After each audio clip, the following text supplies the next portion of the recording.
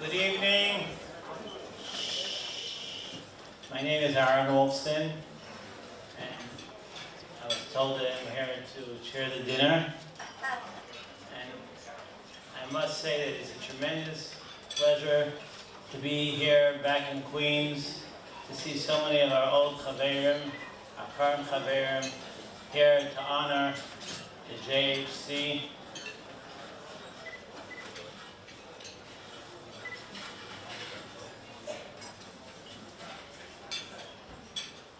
Thinking about what's going on in the world today,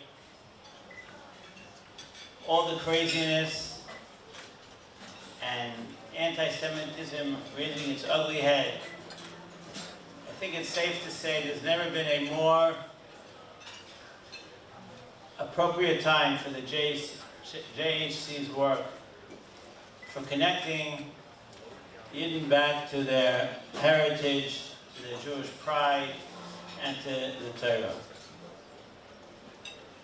Therefore, I want to thank every one of you for coming and joining in this dinner in honor of the JHC, in honor of their founders, and in honor of Reb Wolowitz.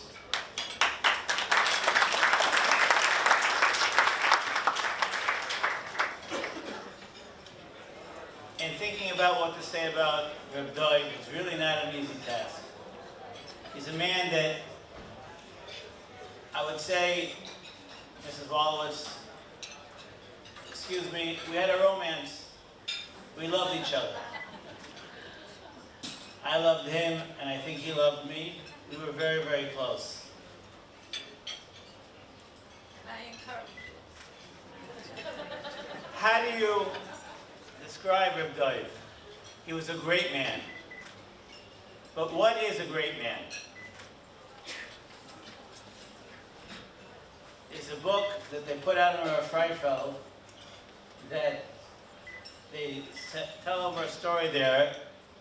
Reb Dov was very close to Reb Freifeld.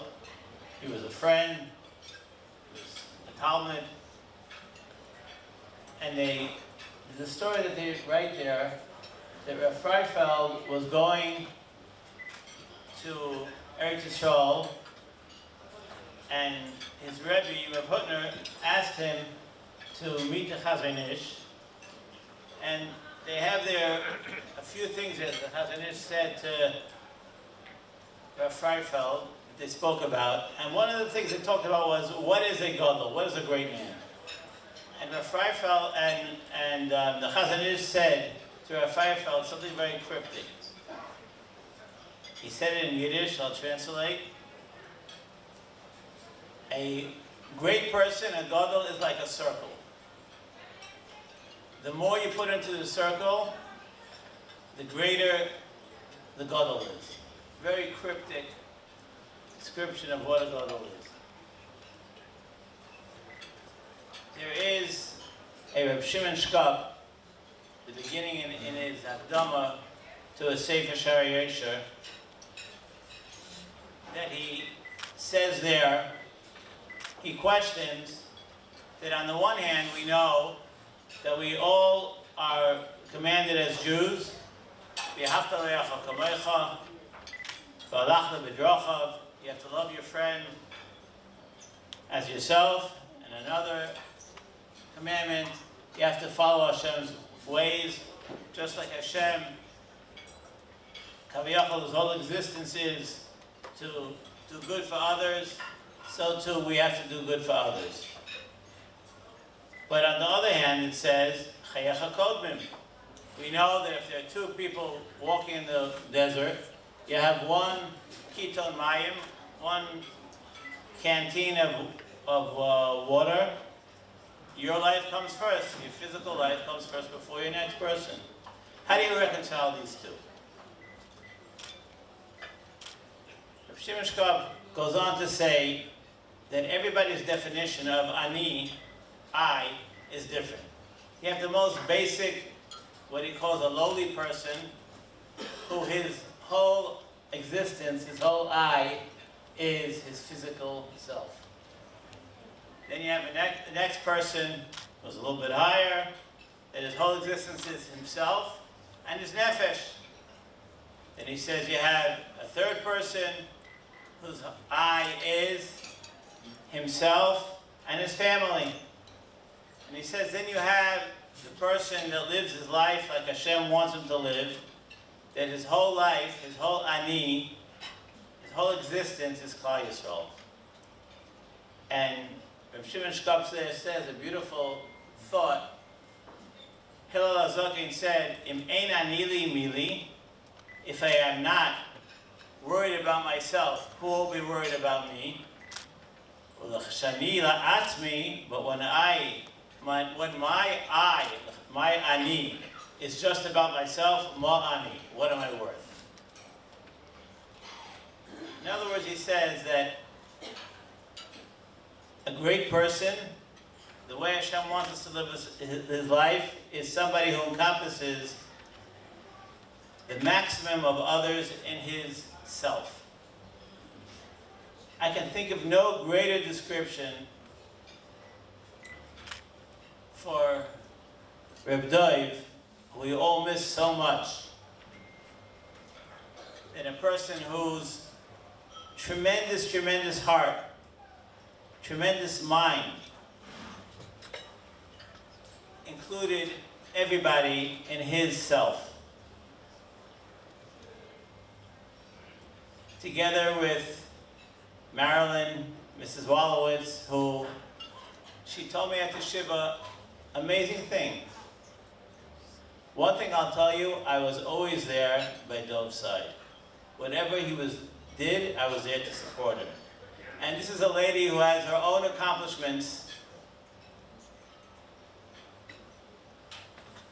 to brag about, but she was so comfortable with that position of being at Dov's side.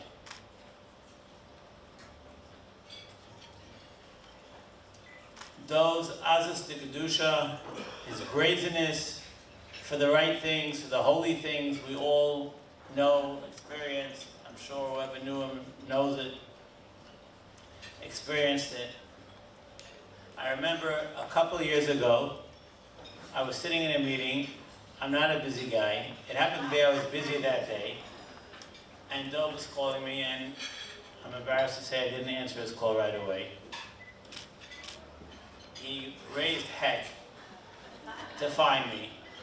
Finally, I get on the phone. My hands are trembling. It's an emergency, he says. It's an emergency. The emergency was that he heard on the news that there was something going on in New Jersey with the woke movement. And he said, now we have to chaperayim. We're going to get these kids into yeshiva. This was Dov. His love, his care for every Jew that expressed itself in starting the JHC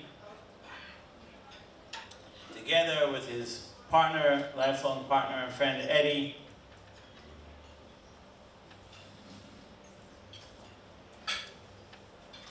I don't know if any of you know the story or how the JHC started, but Dov and Eddie one day decided that they had to do something for Klal Yisrael, and they heard that this guy, Turk, in Chafetz Chaim, and we're glad they picked the right Turk, but there was another guy, Turk. Stealing my story. Sorry. There was another guy, Turk, and they stumbled across Rabbi Moshe Turk, and they said, you got to do this. And then Moshe, of course, called in Reb Naftali, and the rest is history. But this is one of many, many organizations that Reb Dov, with his beating heart for Klal Yisrael, for his fellow Jew, started. And to Mrs. Wolowitz and the rest of the family, I tell you, our menucha of his patira is that this and so many more of the organizations continue and thrive, and Be'ezus Hashem, will thrive until Mashiach comes. I ask you all to point your attention to the video.